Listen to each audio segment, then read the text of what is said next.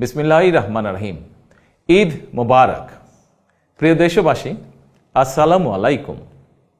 ত্যাগ, তাকওয়া আর সংযমের শিক্ষা দিয়ে বিদায় নিয়েছে পবিত্র মাহে রমাদান। মাসব্যাপী সিয়াম সাধনার পর মুসলিম উম্মার বিশ্বজনীন ঐক্য, সংহতি, সহমর্মিতা এবং অনাবিল আনন্দের বার্তা নিয়ে এলো পবিত্র ঈদ উল ফিতর।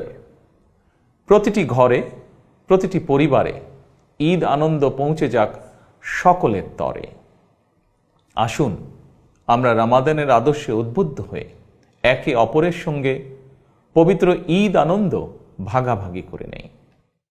ঈদ উল ফিতর উপলক্ষে আমি প্রিয় দেশবাসীকে জানাই পবিত্র ঈদ উল ফিতরের শুভেচ্ছা।